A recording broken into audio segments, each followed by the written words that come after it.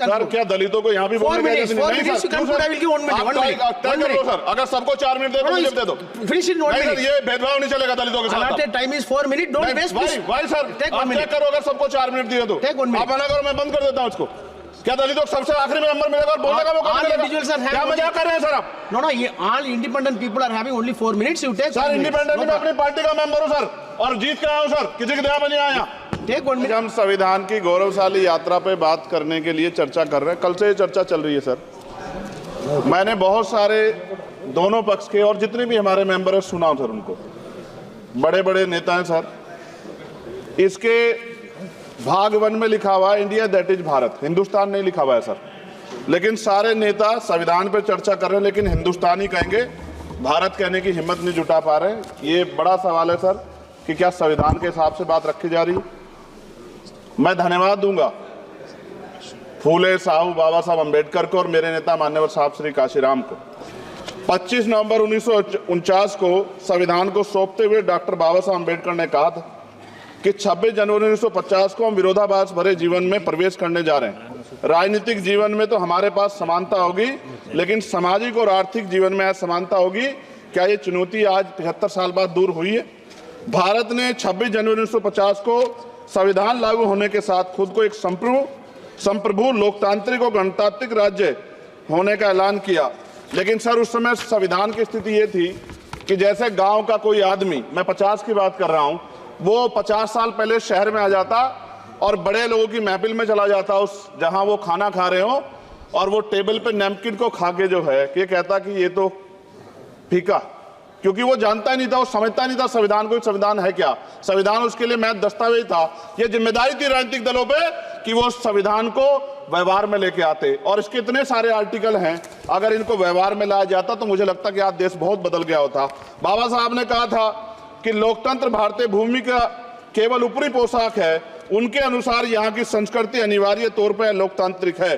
भारत जैसे गरीब और गैर बराबरी वाले देश में संविधान के जरिए छुआछूत खत्म करना, वंचितों के लिए सकारात्मक उपाय करना, सभी वयस्कों के लिए मतदान का अधिकार देना और सबके लिए सम्मान अधिकार तय करना, ये बहुत बड़ी उपलब्धि थी सर। ये संविधान है कि आप वहां बैठे हैं और मैं यहाँ खड़ा होकर अपनी बात रख रहा हूं, और इस देश में आदिवासी महिला के तौर पे जो है राष्ट्रपति बनी है, और प्राइम मिनिस्टर तो नहीं बना, लेकिन शेड्यूल कास्ट के बड़े नेताओं को भी जो है राष्ट्रपति बनने का मौका मिला। ये संविधान की देन। अगर वोट हम पे नहीं होता तो शायद अमीर और जो राजा महाराजा खुद को मानते हैं हमारी गलियों तक नहीं आ पाते, हमारे हाल नहीं जान पाते। आजादी का मतलब सर सिर्फ अधिकार पाना भर नहीं है, इसके लिए हमारे संविधान में सरकार और नागरिकों के अधिकारों के साथ साथ उनके कर्तव्यों का विस्तार से उल्लेख किया गया है।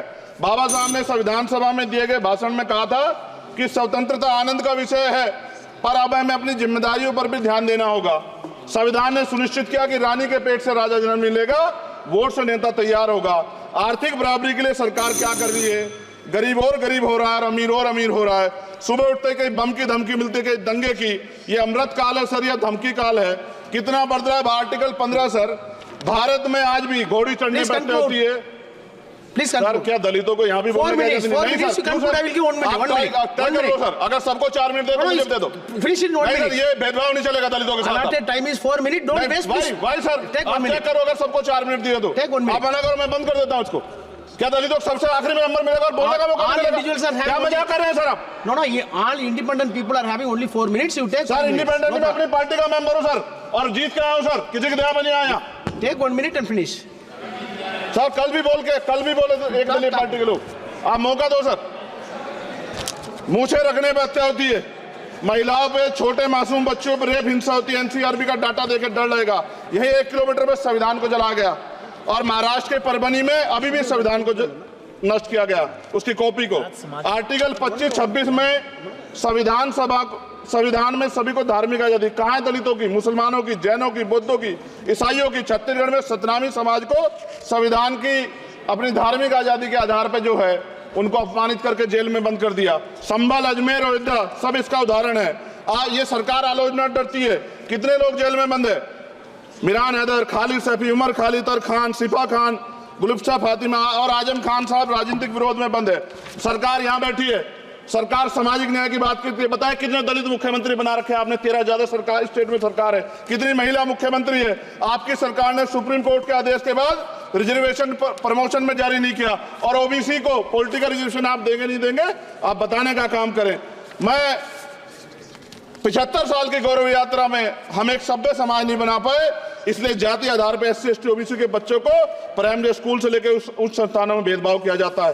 सरकार निरंकुश हो गई, कोई बुलडोजर से कार्रवाई करता है। कल मंत्री जी ने कहा हमने राष्ट्रीय पिछड़ा वर्ग आयोग बनाया, 69 शिक्षक भर्ती में उसकी सिफारिशों को नहीं माना। EWS के जरिए आपने संविधान पे आरक्षण के प्रावधान पे हमला किया। 1 मिनट में खत्म कर रहा हूं sir.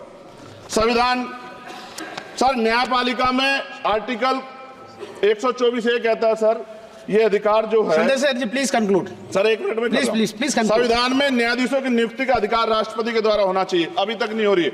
All India judicial service commission कब बनेगा? क्या चंद परिवार ही सर जज बन सकते हैं? और आज हम सर, मैं सरकार से सवाल पूछना चाहता हूं सर, सेवाओं में SC ST OBC वर्ग का कितना प्रतिनिधित्व है? भारत सरकार के मंत्रालयों के अधीन PSU में, बैंकों, बीमा कंपनियों में और स्वस्थायी संस्थानों में आउटसोर्स तथा कॉन्ट्रैक्ट पर वर्तमान कार्यरत कर्मचारी कुल कितनी संख्या है? आउटसोर्स और कॉन्ट्रैक्ट में कार्यबल SC ST OBC कितना प्रतिशत है? निजी क्षेत्रों में कार्यरत कर्मचारी उनके SC ST OBC की वर्ग लाभ। सर खत्म कर, लास्ट पॉइंट सर। सर मैं फिर स्पष्ट तौर पर कह रहा हूं सर, यहां बैठे SC और OBC के मेंबर से कह रहा हूं सर, उनको सामाजिक जिम्मेदारी का ध्यान भी रखना चाहिए। पार्टी के प्रति वफादारी के साथ साथ अपने वर्गों के प्रति ईमानदारी भी रखनी चाहिए। ईमानदारी नहीं होगी तो इन वर्गों का भला नहीं हो सकता, और हमें बहुत सरकारों से उम्मीद नहीं है। बहुत बहुत धन्यवाद सर।